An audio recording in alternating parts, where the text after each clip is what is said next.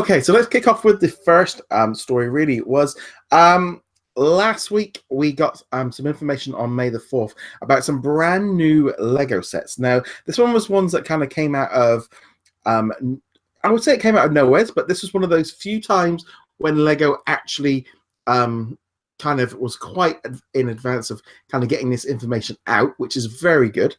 So they announced these new sets, which are the Star Wars Boost Droid Commander sets. They are going to be coming out later in the year, on September the 1st, and which is obviously makes sense with all the new movies coming out. So these ones here are kind of different because they are Lego sets, but they also can be interconnected with apps, etc. So as you can see here, we've got the R2-D2. So they are, so for example, R2-D2 is about 20 centimeters high, 7 inches tall, and there are going to be 3 different models. So you've got R2-D2 and a couple of his special options that you can pre-program. You can plot a course, you can receive and decode an incoming message, party infiltration, and assisting flying an X-Wing. The Gonk Droid can do arena training, work as a load lifter, ready for fighting pit, and as a power droid. And finally, we have Mouse Droid, which is a trash sweep, trash dump, memory delivery, local rebels, and much, much more. Now, I get the R2-D2. I'm not too sure about the other ones. What do you think? Well, it really reminds me of the Sphero robots that they did of the BB-8, R2-D2, and the evil BB-8. Yeah. I think it's going to be a little bit more expensive because it's Lego. Mm.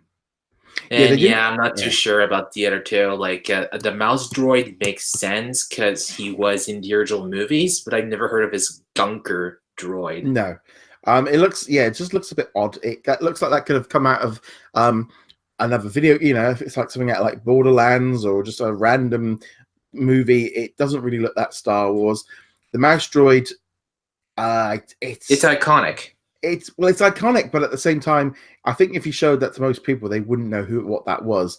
Whereas R2-D2, I think, is far.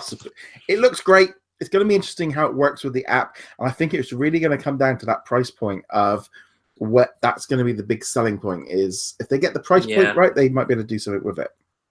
Yeah, it's just that Lego sets tend to be really expensive. Like it's $400 to $600 for the bigger ones.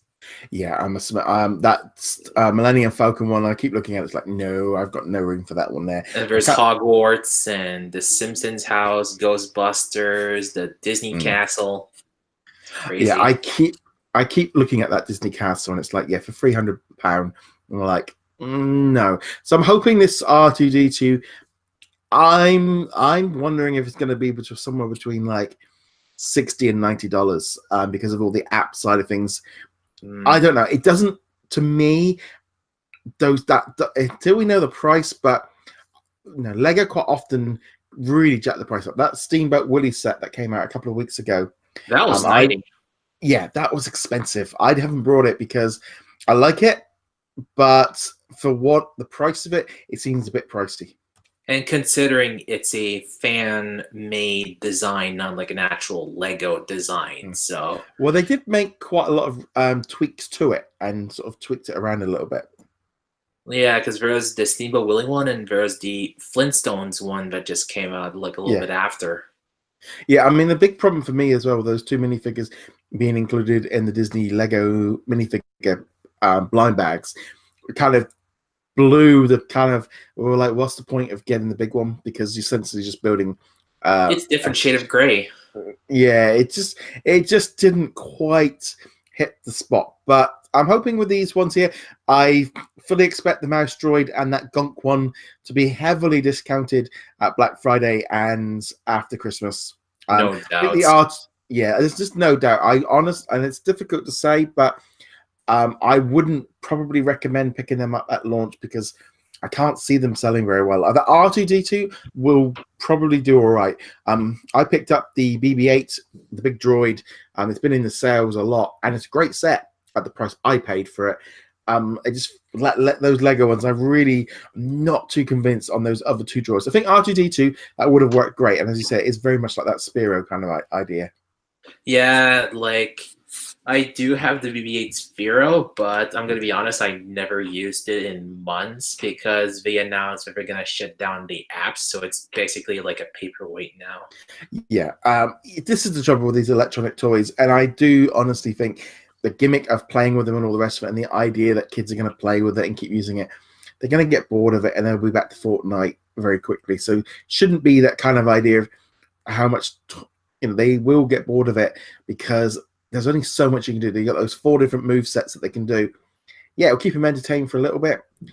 But I'm going to be wary until that price point. If it was about $30-40, I probably would be a little bit more inclined to say they might be a bit more successful, but I can't see them being anywhere near that price. Yeah, especially considering it's going to be Lego 2. There's going to be more worry of it breaking along the way. Like, say R2-D2 is scrolling and then suddenly just breaks down and like 4 or 5 hours of build work down the drain. But at least you can always rebuild it with the instruction stuff, so that's always a good thing. But we'd love to know what you think of that Lego set. Let us know in the comments below.